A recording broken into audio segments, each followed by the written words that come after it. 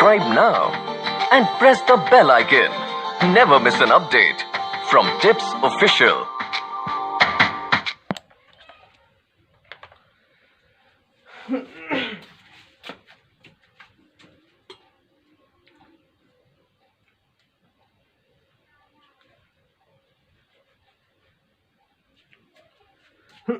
Hello hello hello. चलिए ठीक है, यदि आवाज़ क्लियर जा रहा हो तो आप लोग कमेंट करोगे कि हाँ सर आवाज़ क्लियर आ रहा है। ठीक है, तो हमने जो पिछला जो वीडियो अपलोड किया है क्लास 12th का, वो रिप्रोडक्शन से संबंधित था। पहला तो हमने सिलेबस आप लोगों को दिया था, और जो दूसरा जो था उसमें हमने एसेक्सुअल रिप्रोडक्शन स्टार्ट किया था। यानी कि रिप्रोडक्शन कितने टाइप का था, दो प्रकार का, एक तो था सेक्सुअल रिप्रोडक्शन और एक तो था एसेक्सुअल रिप्रोडक्शन। ठीक, पिछला वीडियो में हमने क्या किया था, एसेक्सुअल रिप्रोडक्शन आप लोग को टीच कर चुके हैं, पढ़ा चुके हैं, उसे आप लोग पिछले वीडियो में पढ़ लोगे। ठीक है, और देख भी लोगे क्योंकि वो बहुत ही अच्छा है। इसमें हमने आप लोगों को 7 प्रकार का बताया है एसेक्सुअल, जैसे binary fusion, budding, conidia formation, zoospore formation, vegetative reproduction.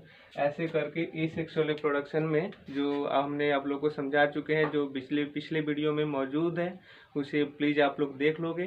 तो ये अब इसके आगे हम लोग क्या कर देते हैं, कंटिन्यू करना स्टार्ट करते हैं। ठीक है, तो हमने बताया था कि जो रिप्रोडक्शन है वो दो टाइप का, एसेक्सुअल रिप्रोडक्शन और सेक्सुअल रिप्रोडक्शन।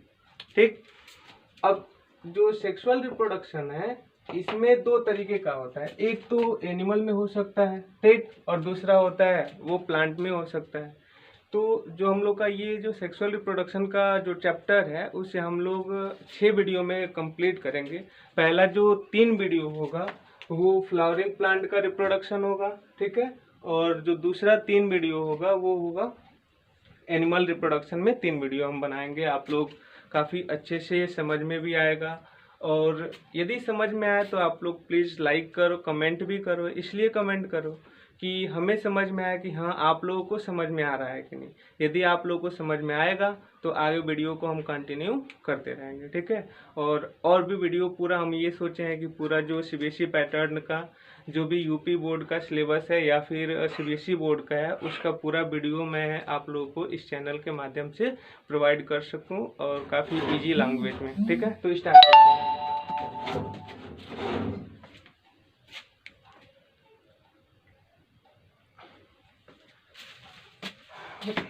चलिए, तो जो सेक्सुअल रिप्रोडक्शन है, पहला हम लोग चैप्टर पढ़ेंगे sexual reproduction in flowering plant. Flowering plant में रिप्रोडक्शन हम लोग देखने का काम करेंगे।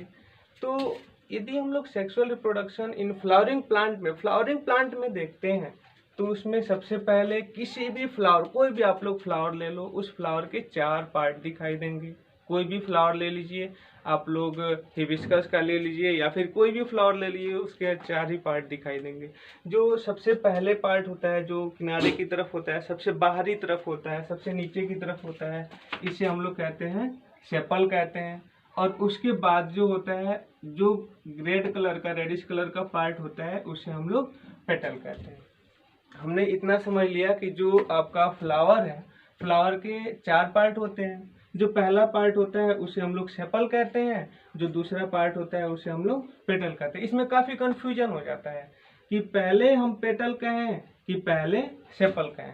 अब देखिए, जो पहले ना हो, यानी कि पी आ रहा है ना, जो पहले ना हो, इसका मतलब जो पहले नहीं है वो पेटल है, और जो पहले है वो सेपल है। ठीक है, तो जो पहले ना हो वो पेटल, और जो पहले हो उसे हम लोग सेपल कहेंगे। तो पहला हो गया पेटल, दूसरा हो गया पहला सेपल, दूसरा पेटल। इसके अंदर जाएंगे तो ये बीच में जो आप लोगों को दिख रहा है, इसे हम लोग कहते हैं एंड्रोसियम कहते हैं, इसे हम लोग गायनीशियम कहते हैं, और इसे हम लोग फीमेल रिप्रोडक्टिव पार्ट भी कहते हैं। और इसी के किनारे की तरफ से आप लोग देखोगे तो ऐसे ऐसे कुछ पार्ट निकले रहते हैं, इसको हम लोग मेल पार्ट कहते हैं, या फिर इसे हम लोग स्टेमेन के भी नाम से जानते हैं, एंड्रोसियम के भी नाम से जाना जाता है। यानी कि एक फ्लावर का हम लोग पार्ट देखें तो फ्लावर के कितने पार्ट हो गए, 4 पार्ट हो गए। सबसे बाहर की तरफ क्या है, एक सेपल है, उसके अंदर की तरफ जो रेडिश कलर का है उसे हम लोग पेटल कह रहे हैं।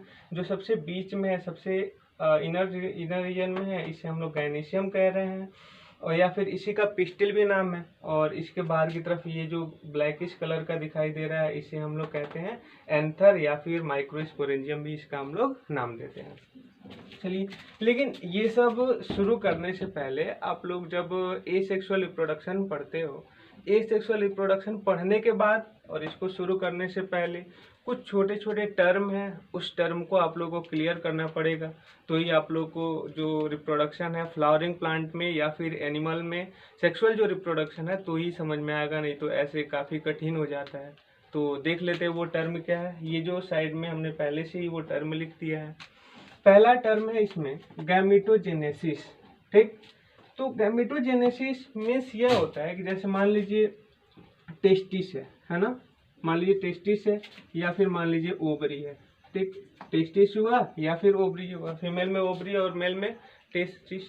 इस टेस्टिस से बनेगा क्या, तो बनेगा स्पर्म बनेगा, है ना, स्पर्म बनेगा। और इससे क्या बनेगा, तो ओवा बनेगा। फीमेल में ओवा बनेगा और मेल में क्या बनेगा, स्पर्म बनेगा। तो वह प्रक्रिया जिसमें स्पर्म और ओवम का फॉर्मेशन होता है, उसी प्रक्रिया को हम लोग कहते हैं गैमेटोजेनेसिस। यानी कि जो स्पर्म है और ओवम है वो दोनों को एक शब्द में हम लोग कहते हैं गैमीट, गैमीट कहते हैं। और जब इन दोनों का निर्माण होता है तो इसी प्रक्रिया को हम लोग क्या कहते हैं, गैमेटोजेनेसिस।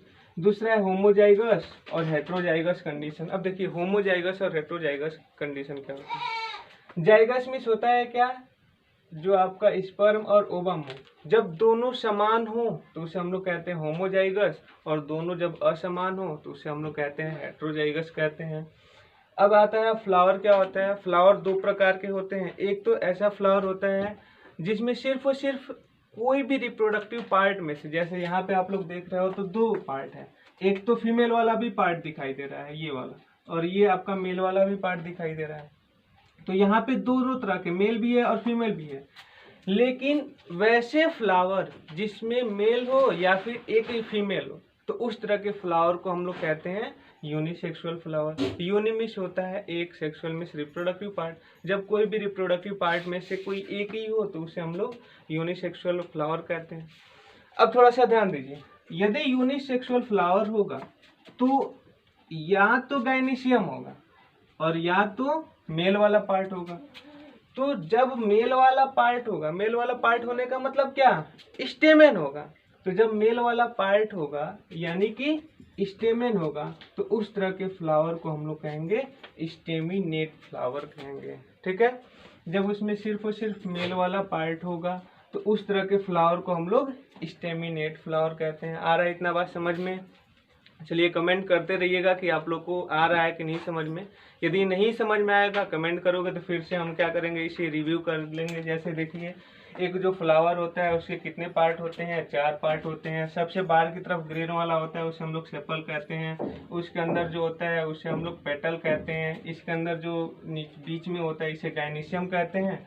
इसी को फीमेल वाला पार्ट भी कहते हैं और इसे मेल वाला पार्ट या फिर इसे स्टेमन फ्लावर कहते हैं, स्टेमन भी कहते हैं।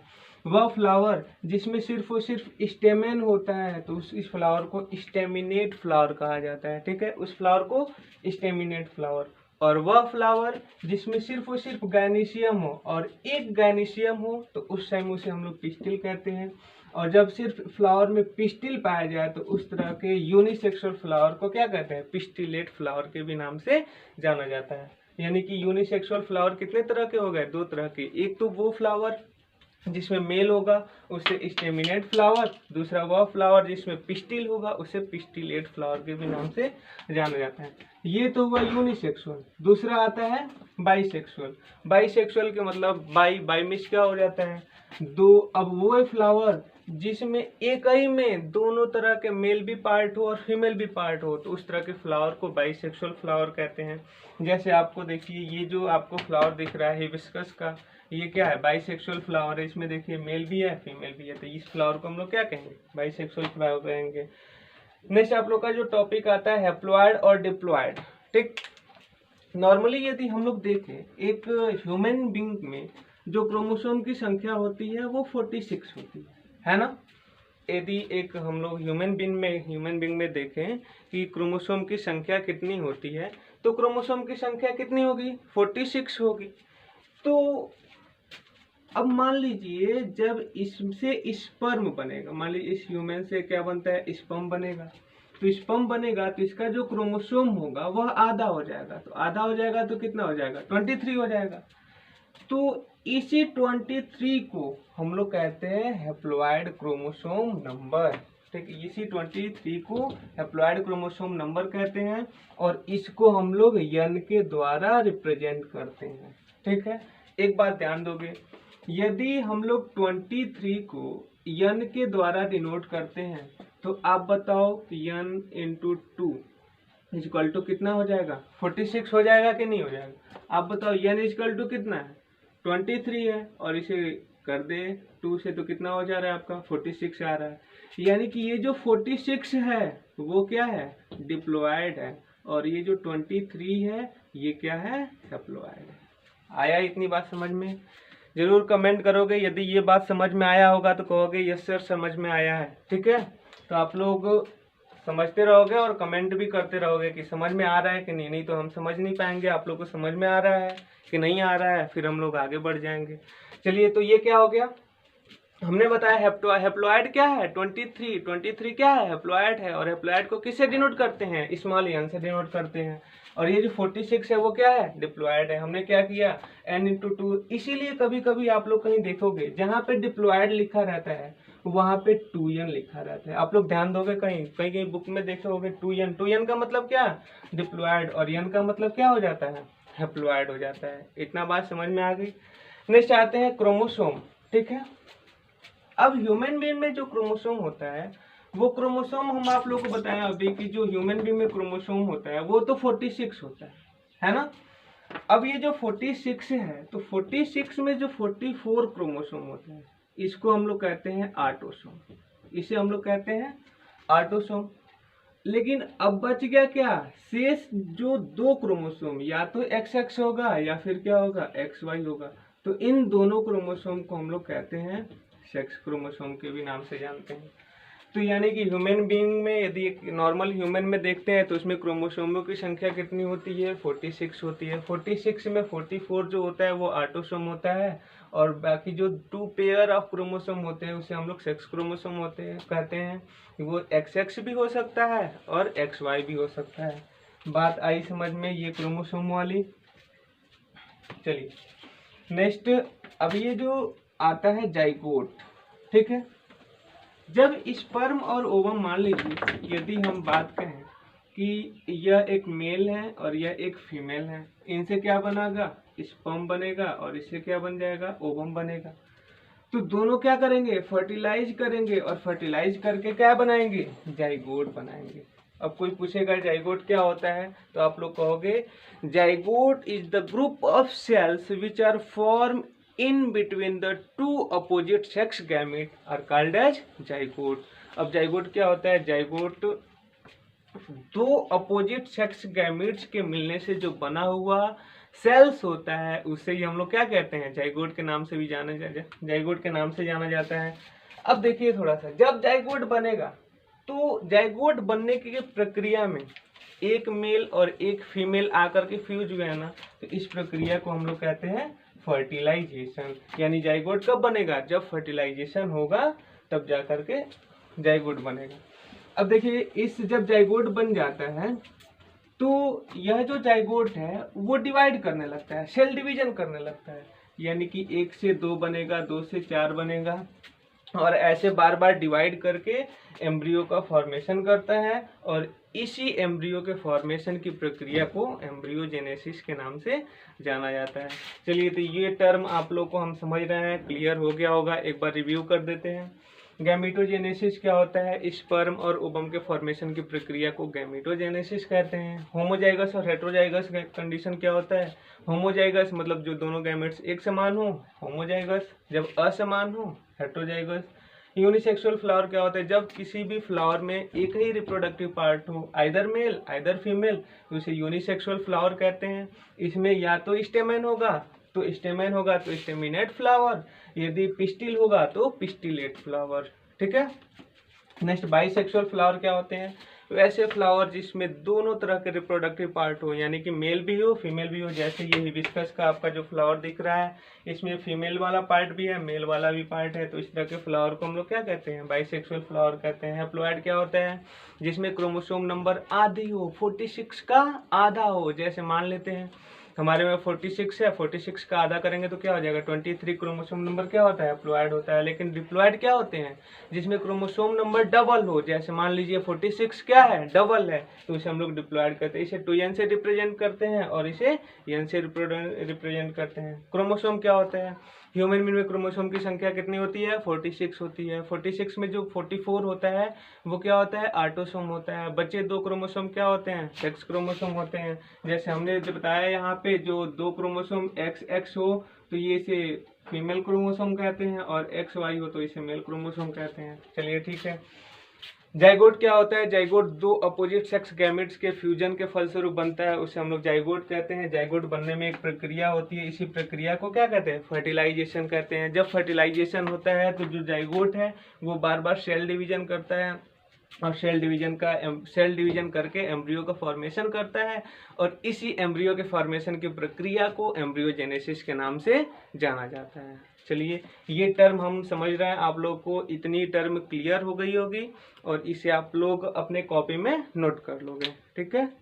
नेक्स्ट, अब थोड़ा सा यहाँ पे समझ लेते हैं। जो एक हम लोग का जो फ्लावर है, इस फ्लावर के तो हमने शुरू में ही बताया कितने पार्ट? 4। सबसे बाहर सेपल, पेटल, एंड्रोसियम और गाइनेसियम।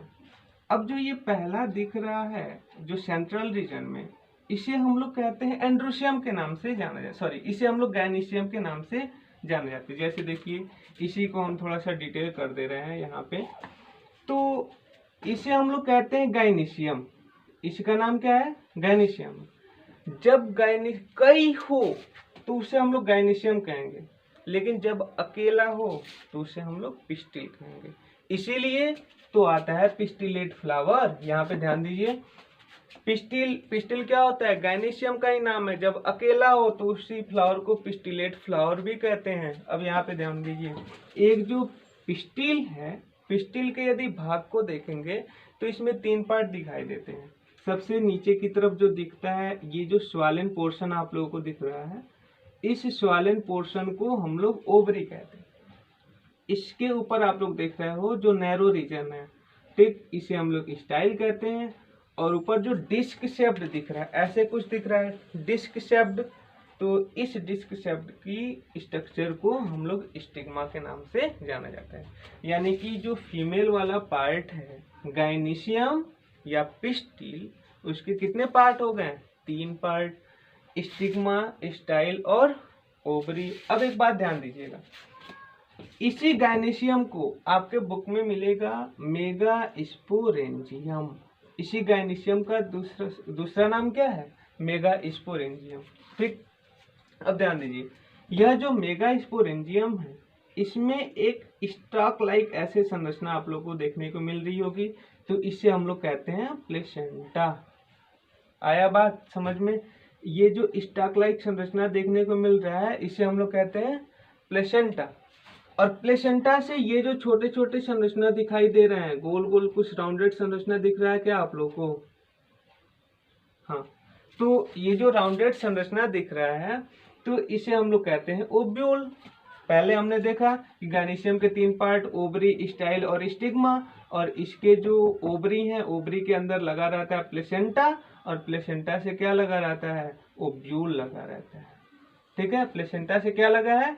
ओव्यूल। यानी गाइनेसियम का दूसरा नाम पिस्टिल, इसी का दूसरा नाम मेगा स्पोरेंजियम, और इसके अंदर हम लोग देख रहे हैं तो क्या लगा हुआ है? प्लेसेंटा लगा हुआ है, और प्लेसेंटा पे छोटे छोटे क्या लगे हुए? ओव्यूल लगे रहते हैं। तो कई बार ऐसे क्वेश्चन पूछ देता है कभी कभी एग्जाम में कि ओव्यूल किस पे लगे रहते हैं, तो डायरेक्ट सभी लोग क्या कर देते हैं? ओवरी पे लगे हुए रहते हैं। यहाँ पे ओवरी पे थोड़ी ना लगा है, किस पे लगा है? प्लेसेंटा पे लगा रहता है। इतना बात आप लोग याद करोगे। ठीक है, ओव्यूल किस पे लगा रहता है? तो प्लेसेंटा पे। अब देखिए, यहाँ पे जो प्लेसेंटा है, प्लेसेंटा से ओव्यूल लगा रहता है। इस प्रकार एक ओव्यूल के कई पार्ट होते हैं। जैसे देखिए, ये जो स्ट्रक्चर है यह ओब्यूल का है। तो ये जो दिख रहा है इसे हम लोग फॉनिकल कहते हैं। फॉनिकल या फिर डंठल, जैसे आप लोग पत्ती भी पढ़े होंगे क्लास 10th में। तो जो लीफ होते हैं, लीव्स के जो स्टाक होते हैं, ठीक है, उसको भी वहाँ पे स्टाक कहा जाता है, लेकिन यहाँ पे इसको हम लोग स्टाक नहीं कहेंगे, यहाँ पे फॉनिकल कहेंगे।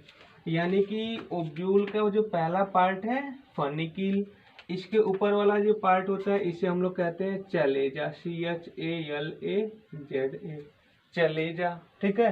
तो इसे हम लोग कहेंगे चलेजा, ठीक। नेक्स्ट इसके इस वाले भाग को हम लोग कहते हैं इंटेगुमेंट, इस वाले भाग को इंटेगुमेंट।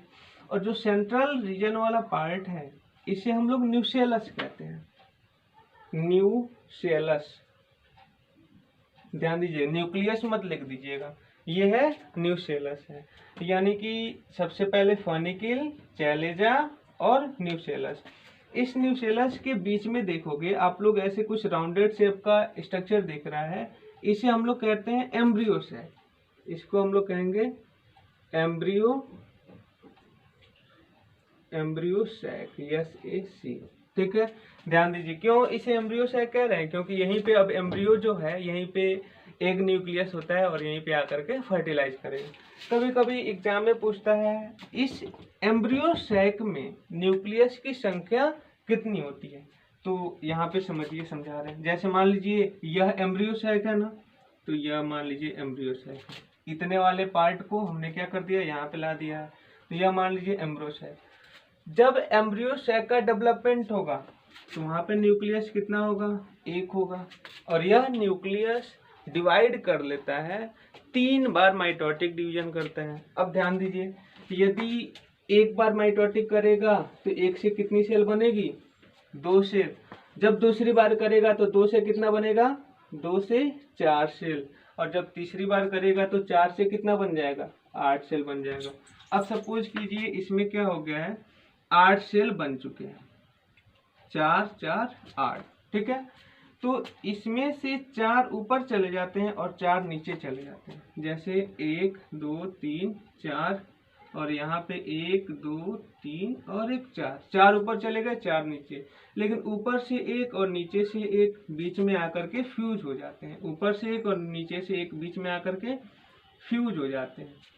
अब ध्यान दीजिएगा, यहाँ पे फ्यूज हो गए तो यहाँ पे कंडीशन क्या होगी, यहाँ पे कंडीशन 2n का होगा ना। तो अब एक बार और भी ध्यान दीजिए, ऊपर वाले रीजन को कौन सा रीजन कहेंगे, चैलेजल एंड। एक तो चीज बताना भूल गए, इसके नीचे जो ये वाला पोर्शन दिखाई दे रहा है, ये वाला पोर्शन, इस वाले पोर्शन को हम लोग कहते हैं माइक्रोपाइल, माइक्रोपाइल कहते हैं, ठीक। तो ऊपर वाला जो रीजन दिख रहा है इस वाले को हम लोग चैलेजल एंड कहते हैं, नीचे वाला जो रीजन दिख रहा है इसको हम लोग कहते हैं माइक्रोपाइलर एंड। तो माइक्रोपाइलर एंड के तरफ एक जो सेल होती है वो साइज में बहुत ही बड़ी हो जाती है, और इसी सेल को हम लोग एग न्यूक्लियस के नाम से जाना जाता है, EGG, एग के नाम से जाना जाता है। इसके साइड में 2 इसकी सहायता के लिए कोशिकाएं लगी रहती हैं, और इसी सहायक कोशिका को हम लोग सिनर्जिड के नाम से जानते हैं, सिनर्जिड, ठीक है। इसको हम लोग क्या कहते हैं, सिनर्जिड के नाम से जानते हैं। अब एक बात और भी ध्यान दीजिए, यह तो हुआ एग न्यूक्लियस, इसके बगल में हुए सिनर्जिड, और जो इसके ऊपर दिखाई दे रहे हैं इसको हम लोग कहते हैं एंटीपोडल सेल, इसको हम लोग कहते हैं एंटीपोडल सेल। तो एक बार नीट के एग्जाम में क्वेश्चन पूछा हुआ है कि आप लोग का जो एम्ब्रियो सैक होता है, एक मैच्योर एम्ब्रियो सैक में न्यूक्लियस की संख्या कितनी होती है। तो आप लोग कहोगे डायरेक्टली कितना होता है, 8 होता है ना, 8 होता है। क्यों, क्योंकि माइटोटिक डिवीजन करेगा तो 1 से कितना बनाएगा, 2, 2 से 4 और 4 से 8। आप लोग के हिसाब से इसमें न्यूक्लियस कितना है, 8 है, लेकिन नहीं, यही तो गलत है। आप लोग यहाँ पे गिनो, ऊपर की तरफ 3, नीचे की तरफ 1 2 3, 3 3 6 और 6 1 कितना हो गया, 7, है ना। जब मैच्योर होगा तो उसमें न्यूक्लियस की संख्या कितनी हो जाएगी, 7। लेकिन इनिशियल स्टेज में, अभी डेवलपमेंट स्टेज में, ऊपर से एक आया है, नीचे से एक आकर के यहाँ पे फ्यूज हो गया है ना। तो फ्यूज होने से पहले यहाँ पे न्यूक्लियस की संख्या थी तो 8, लेकिन फ्यूज होने के बाद यहाँ पे न्यूक्लियस की संख्या कितनी हो गई है? 7 हो गई है। तो इससे कंफ्यूज नहीं हो गए। कई बार नेट एग्जाम में इसी क्वेश्चन को रिपीट करता है और आप लोग इससे बिल्कुल भी भ्रमित नहीं होंगे। अब एक बार और भी ध्यान दीजिए, ऊपर की तरफ जो 3 सेल हैं उसे एंटीपोडल सेल, नीचे की तरफ जो 3 सेल हैं उसमें से जो 2 ठे हैं इसको हम लोग सिनर्जिड, और बीच में जो है उसे हम लोग कहते हैं एक सेल कहते हैं। इतना बात समझ में आ गई? चलिए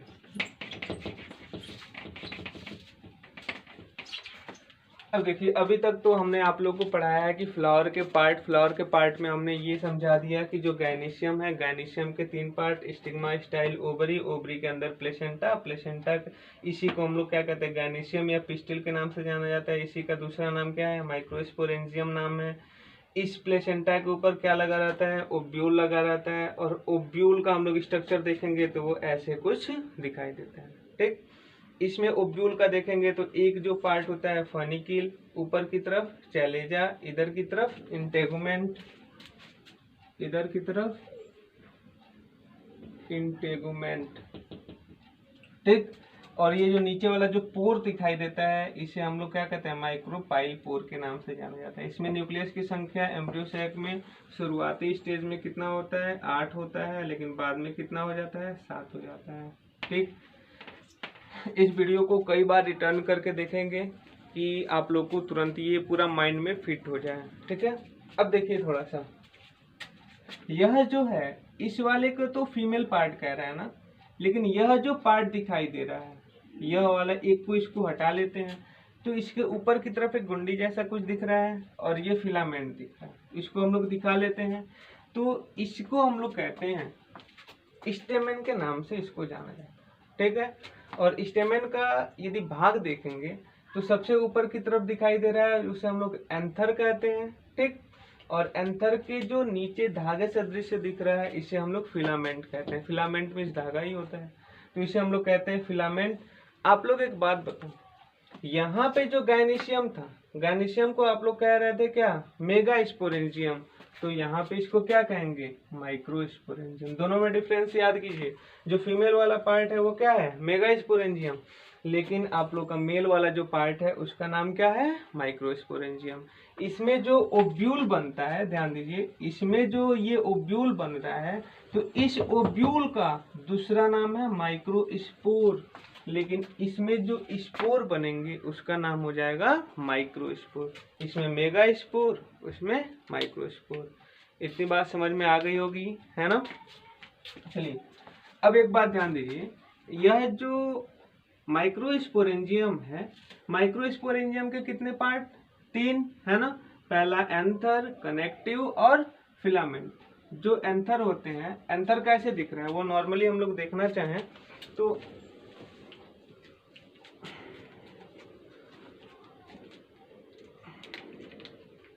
एंथर को हम लोग ऊपर देख रहे हैं तो वो ऐसे दिख रहा है, सामने से देखिए, सामने से तो सिर्फ 2 ही दिख रहा है ना, लेकिन रियल में ये है कितना? 4 है। वैसे ही आप लोग एंथर का स्ट्रक्चर देखोगे तो सामने से वो सिर्फ 2 दिखाई देगा, लेकिन रियल में उसमें है कितना? 4 है। ठीक है, अब हम लोग क्या कर देते हैं, इस एंथर को, एंथर वाले रीजन को ट्रांसवर्स सेक्शन ऐसे करके काट देते हैं। तो मान लीजिए हमने क्या कर दिया, ऐसे ट्रांसवर्स सेक्शन काट दिया। तो ट्रांसवर्स सेक्शन काटे हैं तो आप लोग बताओ, इसमें कुछ गड्ढा दिख रहा है ना, दिख रहा है कि नहीं?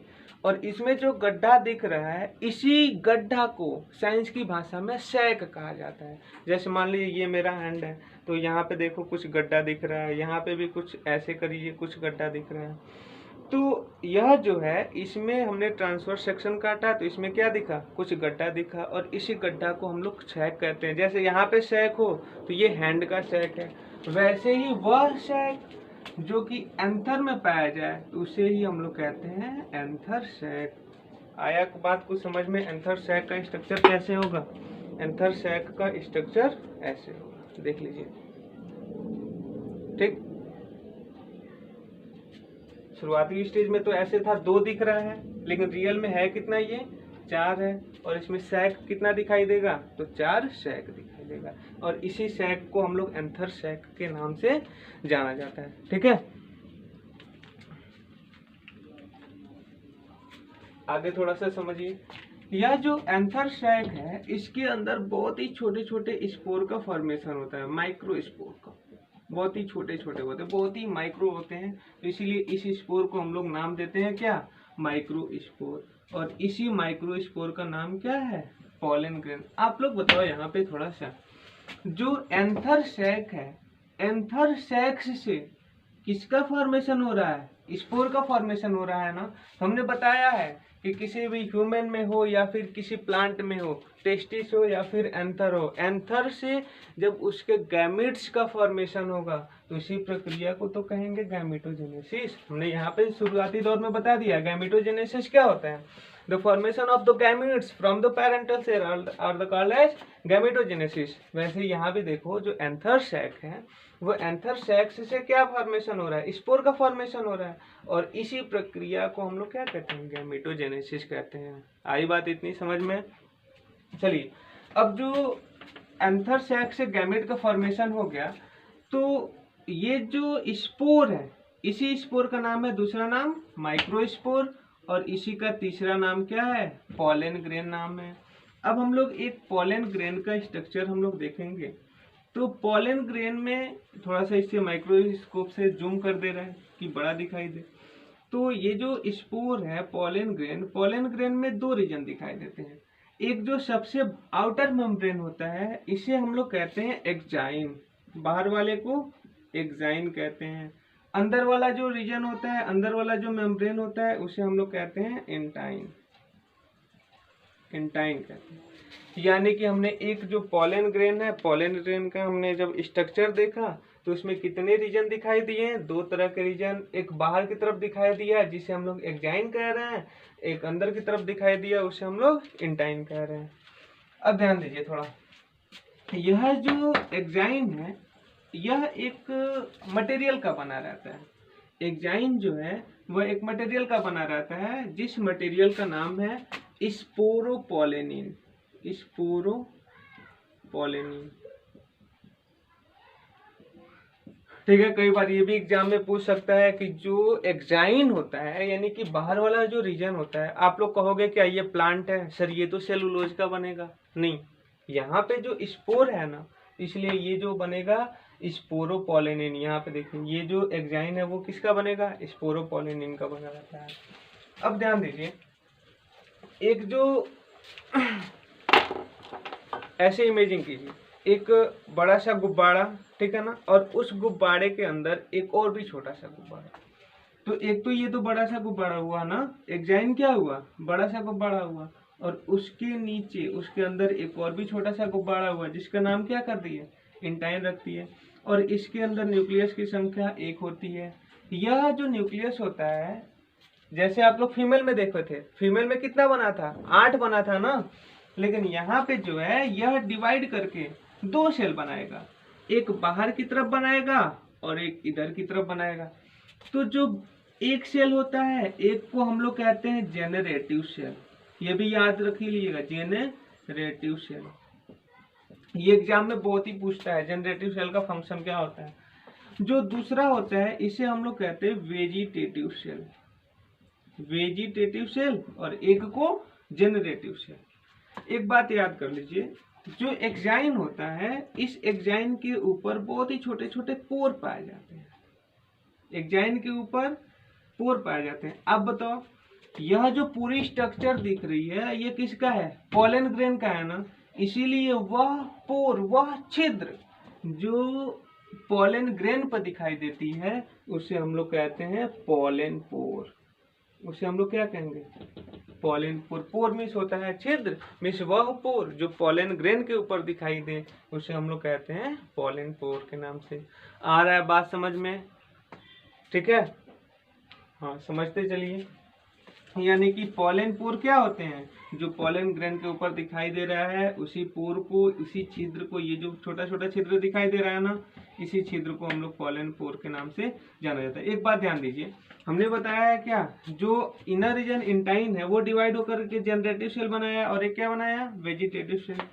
अब ये जो जनरेटिव सेल इस मेम्ब्रेन से डिटैच हो जाता है, यानी कि अब इसके अंदर सेलों की संख्या कितनी हो गई है, 2 हो गई है। एक तो हो गया जनरेटिव और दूसरा क्या हो गया, वेजिटेटिव। अब ध्यान दीजिए, जब भी फ्लावर खिलता है तो वहां पे देखोगे, अब इसी स्टेज में यहाँ पे जो इसके ऊपर पोलन ग्रेन इकट्ठा हो गए हैं। अब मान लीजिए कोई इंसेक्ट आए और इंसेक्ट ने क्या किया, इस फ्लावर पे बैठा, और इस फ्लावर पे बैठेगा तो इसमें जो माइक्रोस्पोर है उसके पैर में लग जाएंगे, और पैर में लग जाएंगे तो क्या पता वो उड़ते उड़ते कहाँ पे चले जाएंगे, इसके ऊपर भी चलता चला जाएगा। जैसे हमने एक आप लोगों को बहुत ही बार एग्जाम्पल समझाया है कि मान लीजिए आप लोग सुबह में या फिर कभी भी ऐसे ही जाते हैं खेत में, तो मान लीजिए पैर में कुछ लग गया, तो पैर में मिट्टी भी लग गया, कुछ भी लग गया, तो उसे क्या कर लेते हो, पैर में लगे लगे घर में लेके चले आते हैं, है ना। घर में लेकर के फिर किचन में चले जाते हैं, किचन से पोछा में, पोछा से थाली में, थाली से, चलिए ठीक है। तो ये इंसेक्ट जो है, इंसेक्ट इस पे आकर के बैठी, किस पे, मेल वाले पार्ट पे। अब वो इससे घूमते घूमते कहाँ पे जाएगी, यहाँ पे जाएगी ना। यानी कि क्या, ये जो माइक्रोस्पोर है वो इंसेक्ट के माध्यम से कहाँ ट्रांसफर हो जाएगा, फीमेल के पास ट्रांसफर हो जाएगा, है ना। और इसी प्रक्रिया को कहते हैं पॉलिनेशन। क्या कहते हैं, पॉलिनेशन। यानी कि pollination is a process by which the transfer of the male gametes to the female stigma. यानी कि पॉलिनेशन एक ऐसी प्रक्रिया होती है जिसमें जो माइक्रोस्पोर होते हैं वो ट्रांसफर हो जाते हैं गायनेशियम के स्टिग्मा पर। इतनी बात समझ में आ गई होगी, हमें लग रहा है आप लोग को बहुत ही अच्छा समझ में आ रहा है ना। बुरा तो नहीं मान रहे, आप लोग कमेंट करते रहोगे, हमें समझ में आता रहेगा कि हाँ बहुत ही अच्छा आप लोग को समझ में आ रहा है, ठीक है। और समझ में आए तो प्लीज़ कमेंट जरूर कीजिएगा, इससे हमें पता चलेगा, कॉन्फिडेंस बढ़ेगा मेरा भी कि आप लोगों को समझ में आ रहा है। और जितना अच्छा आप लोगों को समझ में आएगा हमको पढ़ाने में भी अच्छा लगेगा, ठीक है। तो चलिए, तो ये हमने क्या किया, transfer of the pollen grain to the stigma of gynoecium और कॉल्ड एज पॉलिनेशन। यानी कि माइक्रोस्पोर का ट्रांसफर हुआ कहाँ पे, गायनेशियम पे, तो इसी प्रक्रिया को हम लोग क्या कह दे रहे हैं, पॉलिनेशन के नाम से जाना जाता है। अब ध्यान दीजिए, यही तो पोलन ग्रेन है ना, पोलन ग्रेन में एक्जाइन है और इंटाइन है, ये ट्रांसफर कहाँ पे हो गया है, स्टिग्मा पे ट्रांसफर हुआ है। तो अब इसमें जो बाहर वाला रीजन है एक्जाइन और अंदर वाला इंटाइन, जब इस पे ओस की बूंदें, जैसे मान लीजिए फ्लावर खिला है और ओस भी आ रहा है, ठीक है, ओस है या फिर ऐसे बारिश हुआ है, तो यह जो फ्लावर का ये जो पोलन ग्रेन का अंदर वाला रीजन है इंटाइन, वो फूलने लगता है, वो फूलने लगेगा। और जो एक्जाइन है वो फूलता नहीं है। अभी एक्जाइन क्या होता है, रिजिड होता है। क्यों रिजिड होता है, क्योंकि ये स्पोरोपोलेनिन नामक मटेरियल से बना रहता है, इसी कारण ये रिजिड होता है, ये टफ होता है। और ये टफ नहीं होता है, इंटाइन टफ नहीं होता है। अब ध्यान दीजिए, सपोज कीजिए ये हैंड जो है वो मेरा पोलन ग्रेन है, पोलन ग्रेन में ये बाहर वाला जो मेम्ब्रेन है वो एक्जाइन है और ये जो अंदर वाला है वो इंटाइन है। और इस पे क्या हो रहा है, बहुत ही छोटे छोटे पोर भी दिखाई दे रहे हैं, ठीक है। जैसे आप लोग फुटबॉल देखे हो, फुटबॉल में क्या होता है, जो बाहर होता है रिजिड होता है, उसे हम लोग एक्जाइन मान ले, जो अंदर उसमें ब्लैडर हम लोग फील करते हैं उसे हम लोग मान लेते हैं इंटाइन है, ठीक है। तो कभी कभी आप लोग देखे होंगे, यदि जो फुटबॉल का जो बाहर वाला रीजन है, इट मीन्स एक्जाइन है, वो कभी यदि फट जाए तो अंदर का जो ब्लैडर होता है उसके ऊपर बहुत ज़्यादा स्वेल के बाहर निकल जाता है ना।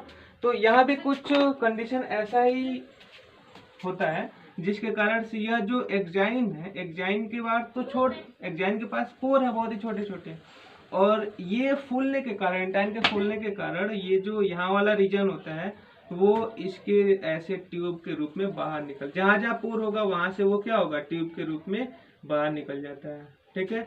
और वह ट्यूब, यह जो ट्यूब है किसका बन रहा है, पोलन ग्रेन का बन रहा है ना, तो इसी ट्यूब को हम लोग कहते हैं पोलन ट्यूब।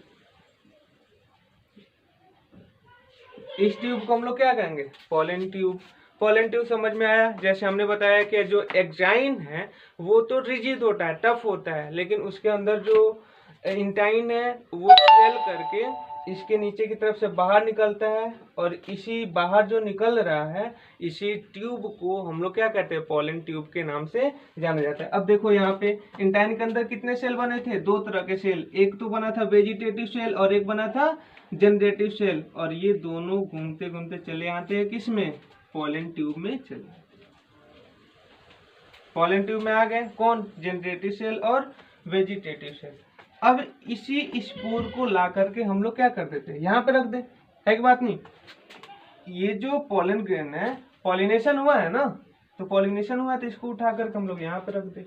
तो ये हुआ आपका एक्जाइन, ये हुआ क्या इंटाइन, और इसी से निकला हुआ क्या ये पोलन ट्यूब, और पोलन ट्यूब के अंदर दो ठे न्यूक्लियस कौन कौन, एक वेजिटेटिव सेल और एक जनरेटिव सेल।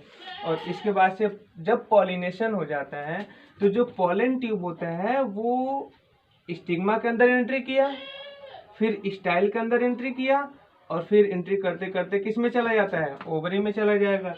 और ओवरी के बाद से लास्ट स्टेज में, इसे थोड़ा सा स्केच कर देते हैं, ओवरी के बाद से यहाँ पे क्या है, ओब्यूल है ना, यही तो ओब्यूल का संरचना देख रहे थे। अब मान लीजिए यह जो पोलन ट्यूब है ऊपर से आ रहा है, यानी कि पोलन ट्यूब ऊपर से आ रहा है ना बात। इसमें न्यूक्लियस कितना है, एक वेजिटेटिव सेल और एक जनरेटिव सेल। ध्यान दीजिए यह पोलन ट्यूब ऊपर से ऐसे आ रहा है, कहाँ पे, ओब्यूल में। तो हमने समझाया यही तो ओब्यूल है, यही तो ओब्यूल है, ये जो छोटा वाला संरचना दिख रहा है इसी को हमने बड़ा करके यहाँ पे बताया। तो यह जो ओब्यूल है इसके ऊपर से पोलन ट्यूब आ गया, पोलन ट्यूब यहाँ तक आ गया। इसमें कितने सेल, दो तरह के सेल, एक जनरेटिव सेल और एक वेजिटेटिव सेल। अब ये क्या करता है, यहाँ से एंट्री कर सकता है। तो जब ये यहाँ से एंट्री कर जाएगा इसमें, तो इसको हम लोग कहते हैं चैलेजोगैमी, ठीक। जब यहाँ से ऐसे आकर के ऐसे एंट्री करेगा तो इसे हम लोग कहते हैं मीजोगैमी। और जब यहाँ से एंट्री ना करे, वो माइक्रोपाइल से होते हुए एंट्री करे, जैसे यहाँ से ऐसे आए और वो माइक्रोपाइल से इसमें जाए, तो इसे हम लोग कहते हैं पोरोगैमी। यानी कि जो आप लोग का पोलन ट्यूब है वो ओब्यूल में कितने तरह से एंट्री कर सकता है, तीन रास्ते से, चैलेजोगैमी, चैलेजल सिरे से, मीजोगैमी और पोरोगैमी की तरफ से एंट्री कर सकता है। अब यहाँ पे जब एंट्री करेगा तो यहाँ पे एक जो था जनरेटिव सेल, वो क्या, जनरेटिव सेल और वेजिटेटिव सेल, एक जाएगा एक न्यूक्लियस से फ्यूज कर जाएगा और फ्यूज करके एम्ब्रियो का फॉर्मेशन करेगा जिससे आगे डेवलपमेंट होगा। और एक जो होगा इसके अंदर वो जो क्या करेगा, इसके पोलर न्यूक्लियस से जाकर के फ्यूज कर देगा, फिर फ्यूज कर जाएगा। अब थोड़ा सा आप लोग ध्यान दो, यदि आप लोग किसी भी एक फ्रूट का स्ट्रक्चर देखें, जैसे मान लीजिए आप लोग मैंगो का स्ट्रक्चर देखोगे आप लोग, तो कैसे दिखाई देगा, ऐसे तो दिखाई देगा, यहाँ पे शीट दिखाई देगा, है ना। तो यह जो ओवरी वाला पार्ट है, ओवरी के अंदर क्या है, ओवरी के अंदर ओब्यूल, तो ओब्यूल के अंदर जो आपका ये वाला रीजन है ये बना लेता है सीड, ये वाला जो रीजन है वो बना लेता है सीड, जो ओवरी होता है वो बना लेता है फ्रूट का भाग, जो हम लोग मांसल भाग जो हम लोग खा लेते हैं।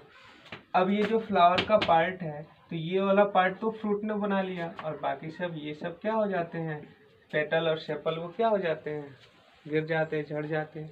कभी कभी एग्जाम में फालतू का पूछ देता है क्वेश्चन क्या, कि पेटल और सेपल का काम क्या होता है, तो आप ही बताओ पेटल और सेपल का काम क्या होता है। अब मान लीजिए फ्लावर जो है वो कलरफुल है, रेडिश कलर का, बहुत ही ब्यूटी अच्छा दिख रहा है उसका, तो उससे क्या होंगे, इंसेक्ट काफ़ी अच्छे से आकर्षित होंगे, जिसके कारण से पॉलिनेशन आसानी से हो जाएगी, ठीक है। अब इन दोनों का तो काम हो गया, और भी कुछ, ठीक है। अभी हम इसमें का क्या करेंगे, दो और वीडियो अपलोड करेंगे, जिससे आप लोग को आगे की जो भी है उससे समझ में आ जाएगी।